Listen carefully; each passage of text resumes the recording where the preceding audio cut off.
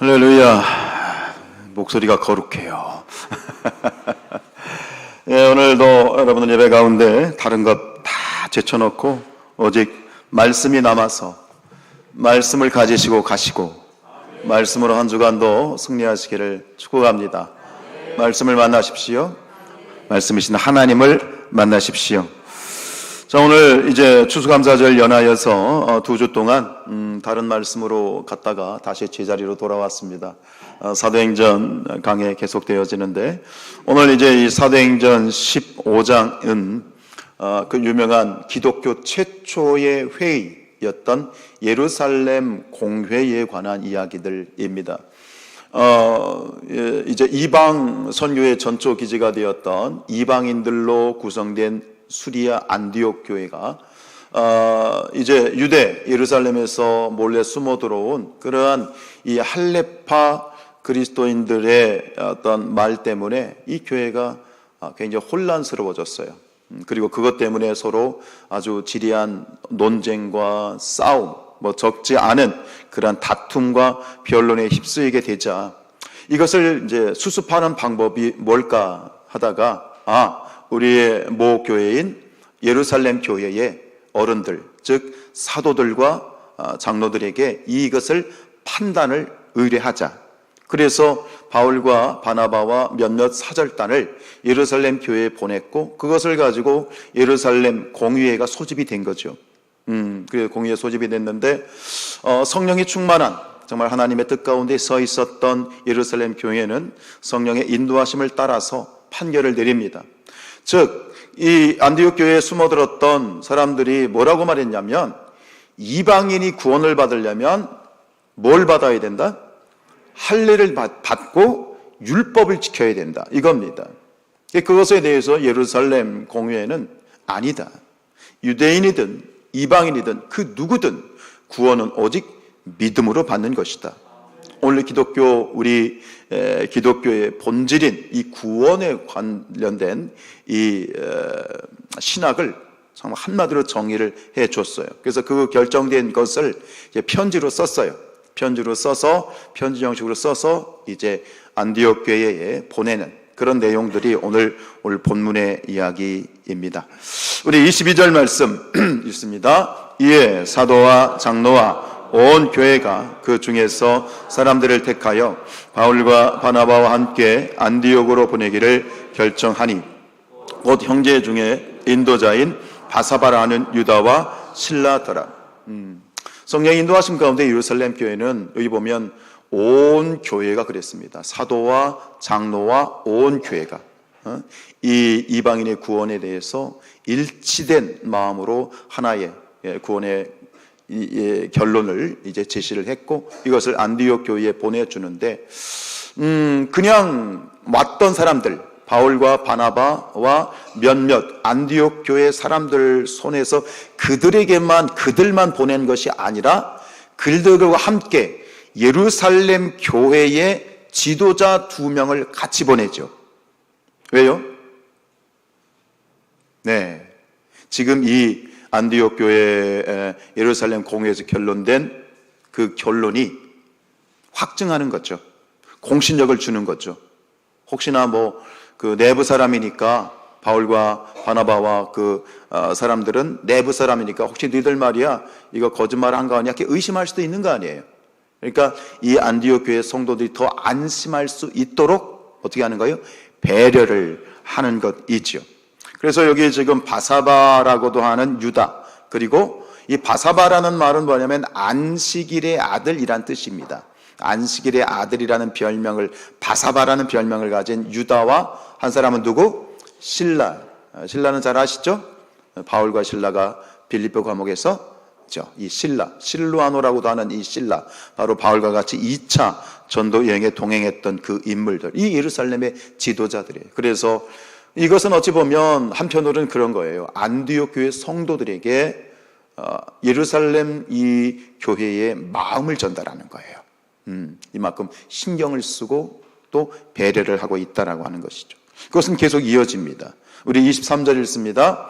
그 편에 편지를 붙여 이르되 사도와 장로된 형제들은 안디옥과 수리아와 길리기아에 있는 이방인 형제들에게 문안하노라. 그 편에 뭘 붙였다고요? 편지입니다. 23절로 29절은 편지의 내용입니다.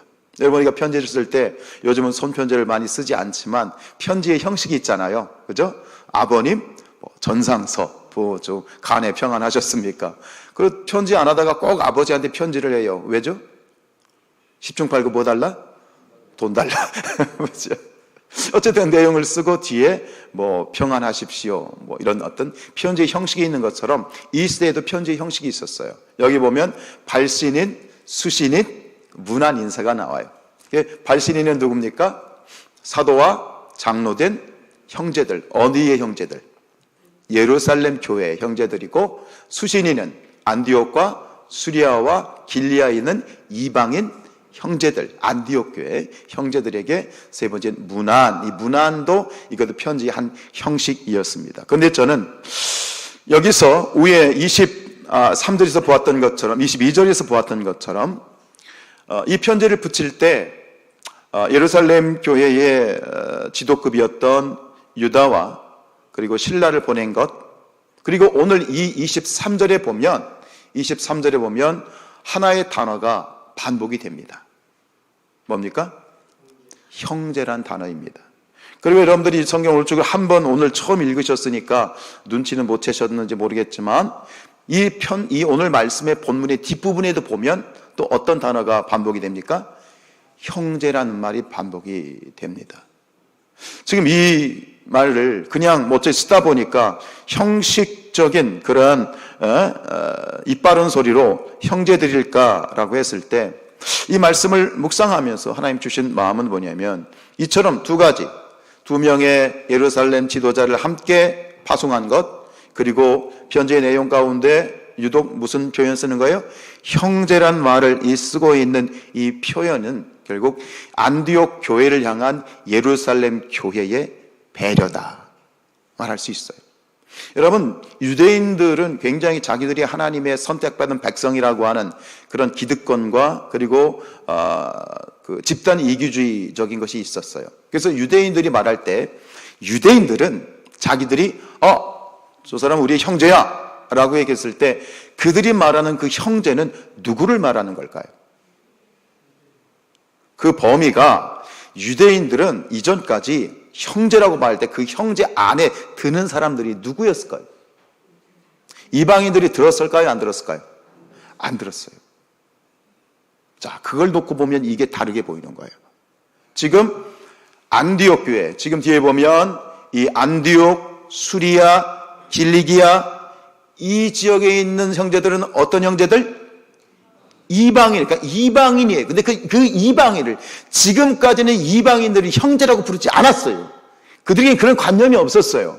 그런데 오늘 이 편지에서 그 이방인들을 뭐라고 불러요? 형제로 부르고 있는 거예요. AI가 문제야 자꾸. 배려입니다. 즉 이 지금 생긴 지 얼마 안 된 안디옥 교회에 대한 이 모 교회인 예루살렘 교회의 배려입니다. 형제란 말, 그러니까 이 형제란 말을 썼을 때는 이 예루살렘 교회는요 각오를 한 겁니다. 지금까지 내가 갖고 있었던 편입견과 의식을 뭐예요? 깨버리고 하나님 앞에 순종하는 거예요. 그리고 형제라는 말, 이 말이 오늘 말씀을 묵상하면서 저는 오후에도 말씀을 또 드리겠습니다만 이 형제란 단어가 계속 묵상이 됐어요. 내 형제들이요. 여러분, 말 한마디가 천냥빛을 갚는다. 잘 아시죠? 여러분, 말을 잘해야 돼요. 특히 우리 믿는 자들은 말을 잘해야 돼요. 요즘 보면은 이 매스컴이나 이런 기사들을 보면 요즘 우리 이 시대가 옛날에는 못 배우고 그랬다고 하지만 다들 보면 나름대로 학식이 있고 교양이 있잖아요. 근데 학식이 있고 교양이 있는 시대 가운데 말은 옛날보다 더 저급해지고 더 사나워졌어. 지금 어떤 변호사가 또 재판정에서 한 얘기 때문에 또 지금 시끄럽잖아요. 배웠다고 하는 사람들의 말이 왜 그렇게 저급하고 왜 그렇게 사나운지 모르겠어요. 여러분, 우리 그리스도인들은 말을 잘해야 돼요. 말이라고 다 말이 아니에요. 그리스도인들은 거룩해야 돼요. 말이 거룩해야 돼요. 거룩이 뭐죠? 거룩은 다름이에요. 아시겠어요? 거룩하다라는 것은 사람들과 세상 사람들과 다르다는 얘기예요. 말이 달라야 돼요. 저는 형제들이라고 부르는 이 부름이 얼마나 따뜻하게 느꼈는지 모르겠어요. 사람들을 따뜻하게 해주는 말, 사람을 살리는 말, 그리고 결정적으로 이것을 우리가 알아야 되는 것은 우리가 사람들 앞에서 내뱉는 말이든 아니면 사람들 뒤에서 내뱉는 말이든 우리가 하는 모든 내뱉는 말을 누가 들으신다? 누가 들으신다? 하나님이 들으시고 하나님 귀에 들린 대로 행하신다 라고 분명히 말씀을 하셨습니다. 보세요. 24절입니다. 들은즉 우리 가운데에서 어떤 사람들이 우리의 지시도 없이 나가서 말로 너희를 괴롭게 하고 마음을 혼란하게 한다. 지금 이 안디옥 교회를 흔들어 놓은 한참 막 이방 선교에 불이 붙어가지고 지금 막 재미있게 신바람 나게 막 교회가 역동적으로 움직이고 있는데 그 교회를 흔들어 놓은 게 뭐예요? 어떤 사람들이 뭐예요? 나가서 뭐 했다? 무엇으로? 말이에요. 말로. 안디옥 교회를 흔들어 놓은 것, 그 성도들의 마음을 찢어 놓은 것, 말이에요. 말이 참 무서운 거예요. 우리 잠언서 18장 8절입니다. 헐뜯기를 잘하는 사람의 말은 맛있는 음식과 같아서 뱃속 깊은 데로 내려간다. 야, 참 표현이 재밌죠? 헐뜯기를 잘하는 사람의 말은 맛있는 음식과 같아가지고 어떻게 꿀떡꿀떡 잘도 받아먹고 그게 깊이 내려간다는 거예요. 우리가 선한 말, 좋은 말들은 그렇게도 안 들어오는데 악하고 난 사람 험담하는 말, 이런 누구 씹는 말, 이런 말은 어쩜 그렇게 솔깃하게 잘 들어오는지. 그래요, 안 그래요? 우리 성산교회 성도들은 절대 안 그래. 저기 아프리카에 있는 성산교회가 문제지. 말이라는 게 이처럼 무서운 거예요. 24절에 보면 뒤에 보면 이렇게 돼요. 그들의 마음을 괴롭게 하고 마음을 혼란하게 했다 그랬잖아요. 이 혼란하게 했다라는 말은 뭐냐면 이 언어가 약탈하다, 뒤집어 엎었다라는 거예요. 그랬잖아요. 지금 유대로부터 몰래 숨어 들어온 사람들이 이 안디옥 교회를 어떻게 해버렸어? 엎어버린 거 아니에요.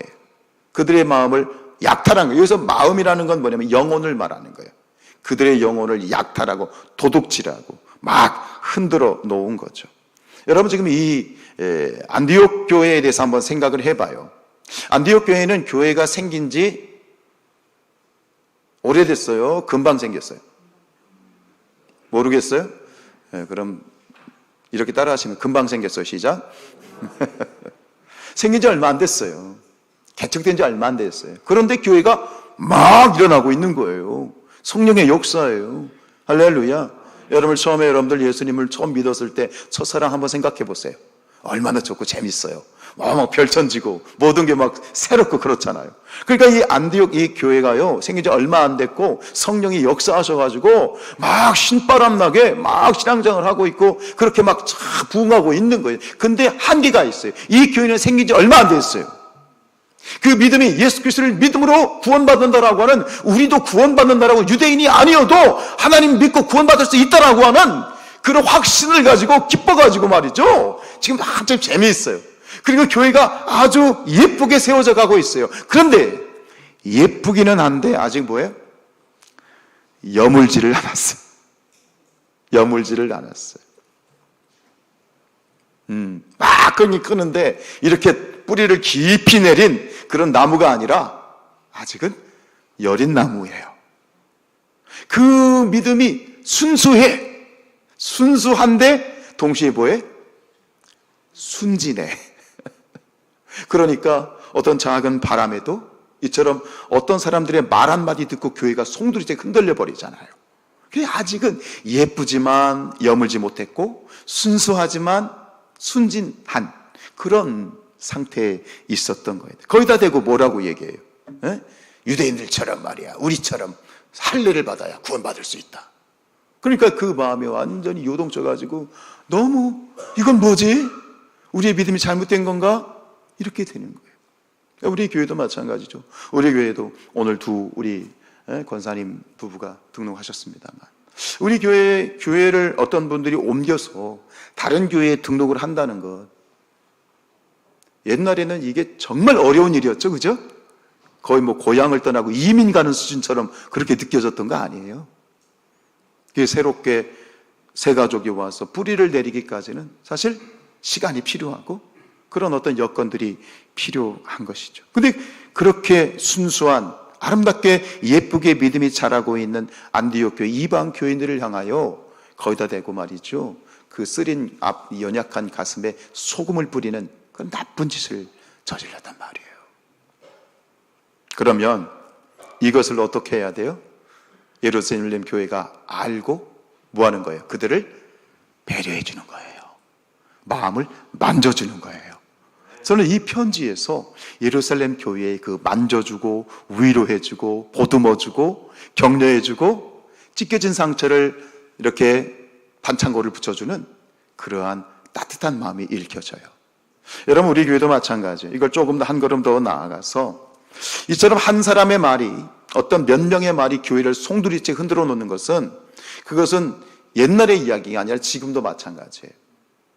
교회에서 우리가 신앙생활을 할 때 이 말을 조심해야 된다는 것도 그런 맥락에 있는데, 근거 없는 말, 교회 지도자의 검증을 받지 않은 말, 자의적인 경험이나 선입견을 가지고 그것이 마치 진리인 것처럼 주장하는 말들이 성도들을 힘들게 하고 교회를 흔들어 놓는 경우가 있어요.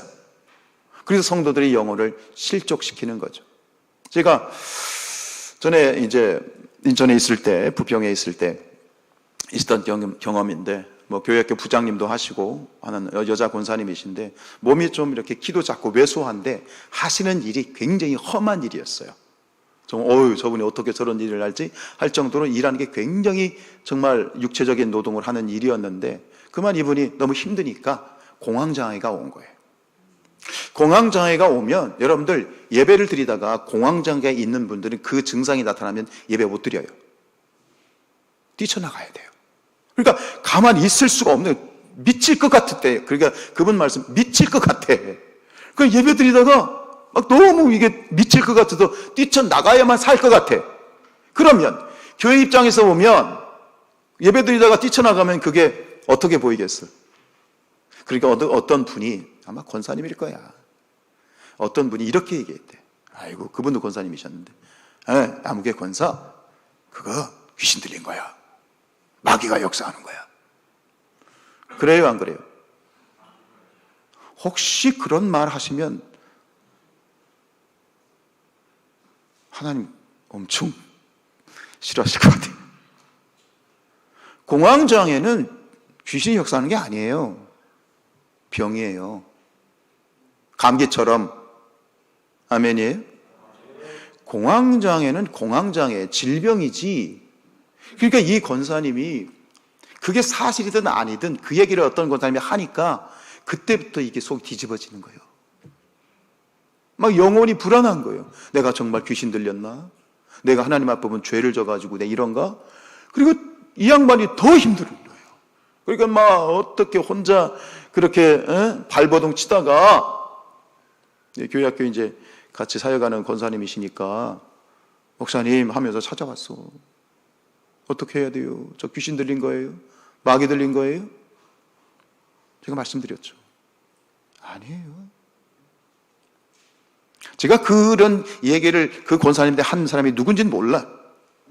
근데 그분은 나름대로 어떻게 보면 자기가 생각했을 때 그게, 아니, 예배 드리면 무조건 예배 드릴 때는 하나님이 주신 은혜 가운데 평강해야 되고, 그제? 예배 드릴 때는 차분하게 예배 드리는 게 맞지. 예배 시간에 뛰쳐나가는 걸 보니 그건 마귀의 역사인 것 같아. 누구 생각이야? 자기 생각인 거지. 그래가지고 저하고 상담하는데 권사님이 자유해졌어요. 너무 감사하죠. 이런 경우들이 있어요. 우리 누가복음 17장 2절 말씀 읽습니다. 그가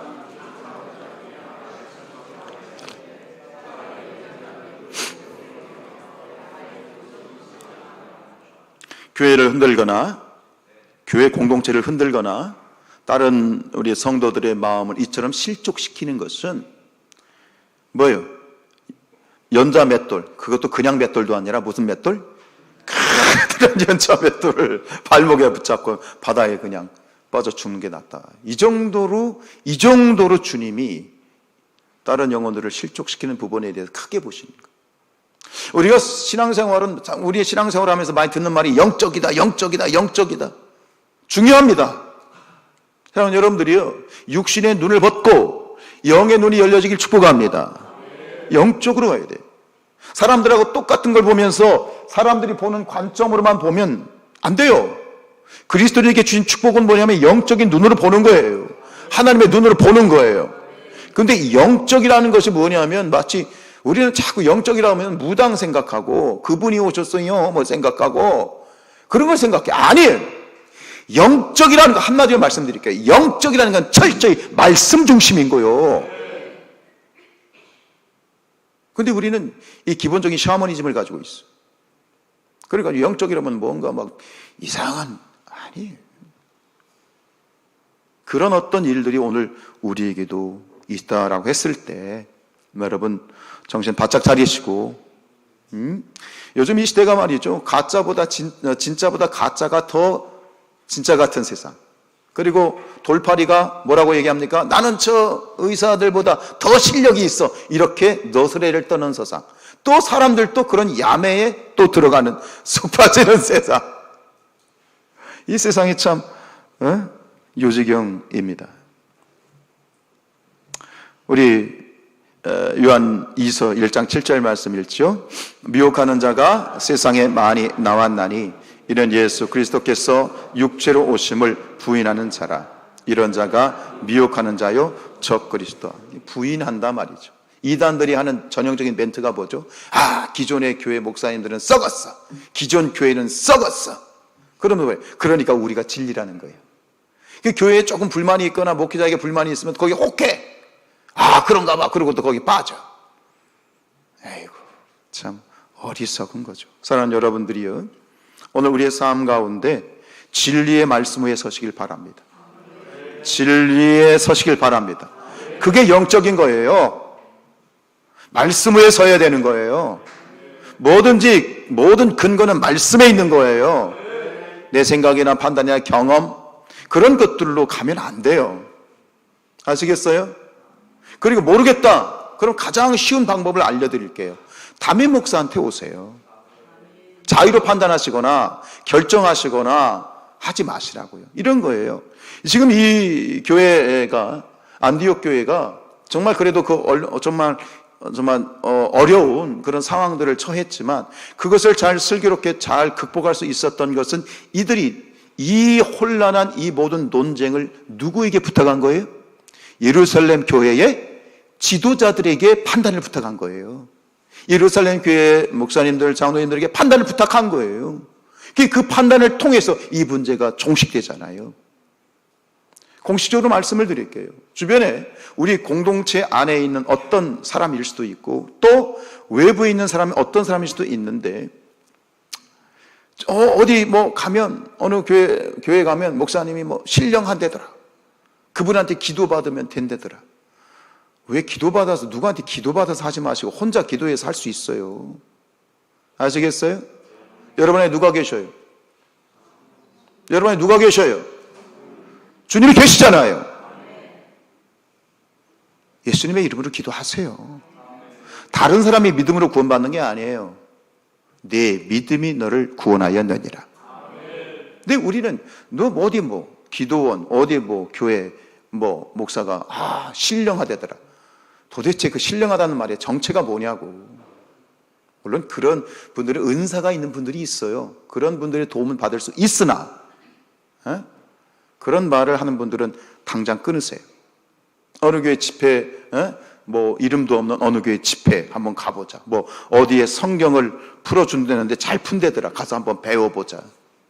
그리고 또 한 가지, 우리 공동체 밖에 있는 누군가가 기도를 해주러 온다고 하는 분들이 있으면 제가 분명히 말씀드려요. 당장 끊으세요. 우리는 누가 기도해 준다고 그러면 정도 있고 좋아가지고 믿져야 본전이라고 오케이 드려요. 굉장히 위험한 거예요. 분명히 말씀드립니다. 그런 분들은 당장 끊으세요. 그게 여러분의 신앙에 너무나 중요한 거예요. 아멘. 진짜 주인은요, 우리를 문을 통과해서 들어오지 담을 넘어오지 않아요. 그런 사람들은 어디를 넘어오는 사람들이요? 담을 넘어오는 사람들이에요. 정당하게 문으로 들어오지 않고 담을 넘어오는 것은 예수님이 뭐라고 말했죠?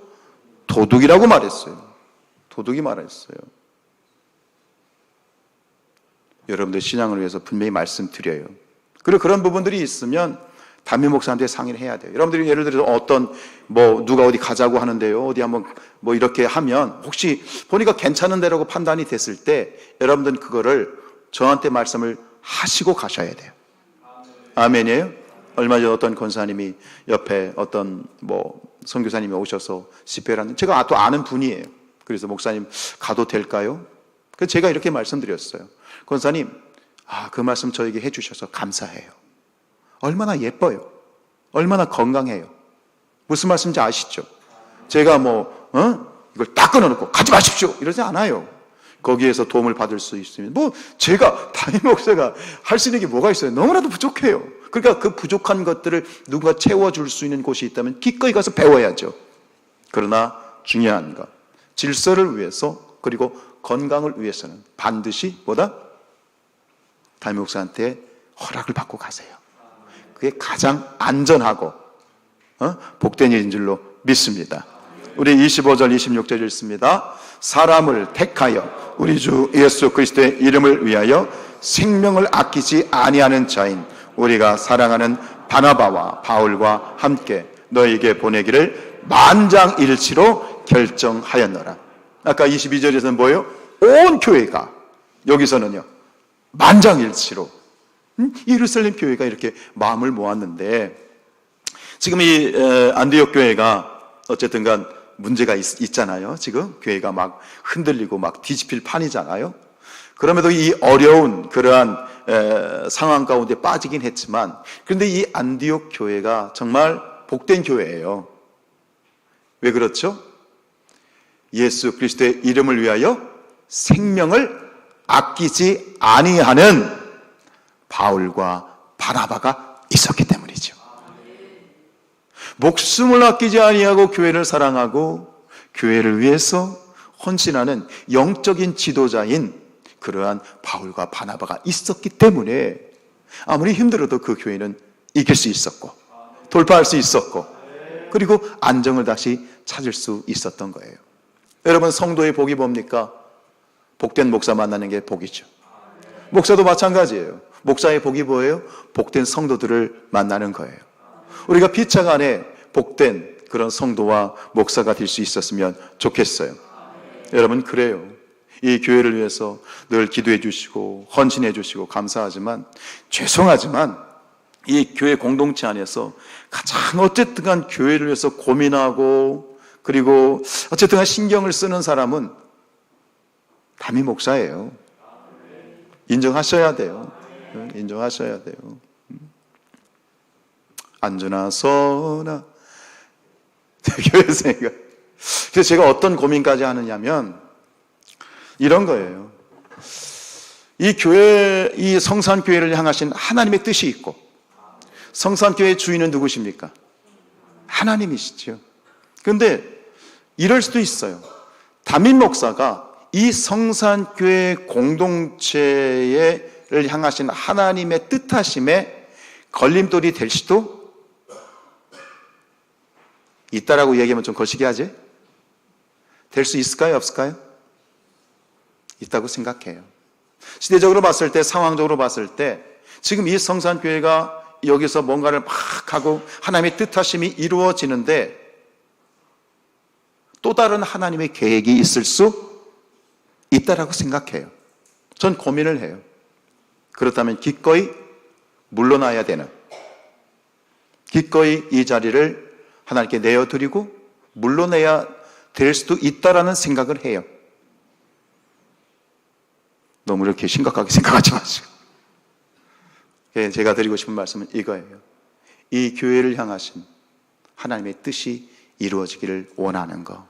우리 모두가 이 교회를 향하신 하나님의 뜻을 이루어드리는 것이지 내가 터줏대 대감이 되거나 내가 주인 행세를 해서는 안 된다라고 하는 거죠.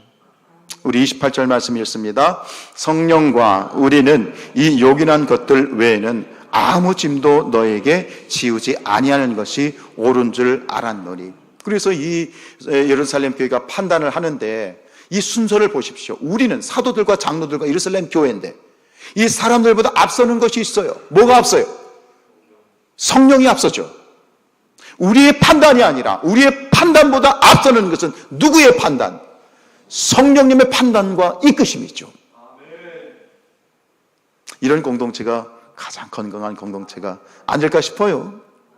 함께 만들어 가야 되죠.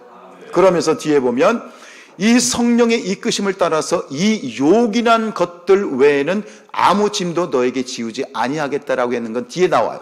29절에 보면 이 이방인 안디옥 교회에 대하여 4가지 금기사항을 줘요. 4가지 금기사항. 29절 읽습니다. 우상의 제물과 피와 목매어 죽인 것과 음행을 멀리할지니라. 이에 스스로 삼가면 잘되리라. 평안함을 원하노라. 그러면서 이 4가지 이거는 금해라. 이게 구원의 조건은 아니지만 결국 이렇게 할 때 너희가 어떻게 된다? 너희 신앙이 어떻게 돼요? 잘 되리라. 그러니까 이 예루살렘 교회는요, 단순히 그거에 대한 가부, 할례를 받아야 되냐 말아야 되냐 가부만 결정해주고 끝난 것이 아니라 앞에서 보십시오. 그 결정에 대해서 신뢰를 주기 위해서 2 사람의 지도자를 파송을 했죠. 그리고 그들을 뭐라고 불러요? 계속해서 형제들이라고 부르죠. 그리고 거기다가 또 마음을 쓰는 거예요. 이 성도들의 앞으로의 신앙이 더욱 잘 되기 위해서 안전장치까지 가이드라인을 주고 있는 거예요.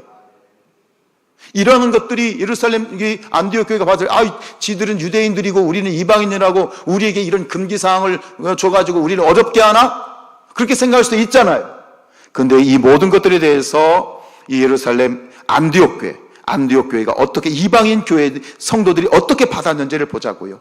30절과 31절입니다. 그들이 작별하고 안디옥에 내려가 무리를 모은 후에 편지를 전하니 읽고 그 위로한 말을 기뻐하였더라.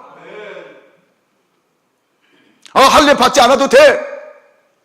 그건 당연히 기쁜 얘기죠. 근데 여기다가 그 대신 너희들 4가지 이거 하면 안 된다라고 했을 때 약간 차별의식을 받을 수도 있잖아요. 쥐들은 그런데 이 모든 편지에 담긴 저는 이 예루살렘 교회, 사도들과 장로들과 예루살렘 교회가 안디옥 교회, 이방인 교회를 향한 그 진심을 받았다고 생각해요. 그게 뭐죠? 그들이 기뻐했는데 뭘로 기뻐해? 여기서 뭐가 나와? 위로한 말이죠. 말. 그리고 또 한 가지 위로. 예루살렘 교회가 우리의 이 상한 마음을 알고 있구나. 싸매주고 있구나. 우리를 뭘로 불러줘? 형제로 불러주고 있구나. 그들도 알죠. 지금까지 자기들 이방인들이 형제라고 부르는 사람들이 아니란 말입니다. 지금까지 그런 차별을 당했단 말입니다. 근데 저들이 우리를 향하여 뭐라고 불러? 형제요. 이 한마디가 이 이방인들에게는 어마어마한 거예요. 말씀을 맺죠. 우리 32절로 33절, 35절 읽어보죠. 시작. 유다와 실라도 선지자라 여러 말로 누구를? 형제를 권면하여 굳게 하고. 형제라는 말을 쓰고 있어요. 그 다음 얼마 있다가 평안히 가라는 전송을 형제들에게 받고. 여기서 말하는 형제는 누구예요? 안디옥 교회에 갔다가 오는 거니까 안디옥 교회 성도들이에요. 그들이 유대인에서 온 유다와 실라를 뭐라고 불러요? 형제라고 불러. 똑같이. 이젠 진짜 형제가 된 거예요. 그 다음에 35절. 바울과 바나바는 안디옥에서 유하며 수다한 다른 사람들과 함께 주의 말씀을 가르치며 전파하더라. 이렇게 안디옥 교회에 불어닥쳤던 거대한 폭풍이 잠잠해지고 여기서 계속해서 형제란 말이 반복되고 있어요. 진짜 형제가 된 거죠. 여러분, 우리 교회는, 교회 공동체는, 우리 모두는 형제입니다. 형제란 한 피를 받은 사람들이라고 하죠. 우리는 모두 한 피를 받은 사람들이죠. 누구 피? 예수 피. 아멘. 우리는 예수 피를 받은 형제예요. 교회 형제됨은 서로를 끌어주고 밀어주고 안아주고 때로는 권면해주고 먼저 된 자들이 나중된 자를 끌어주고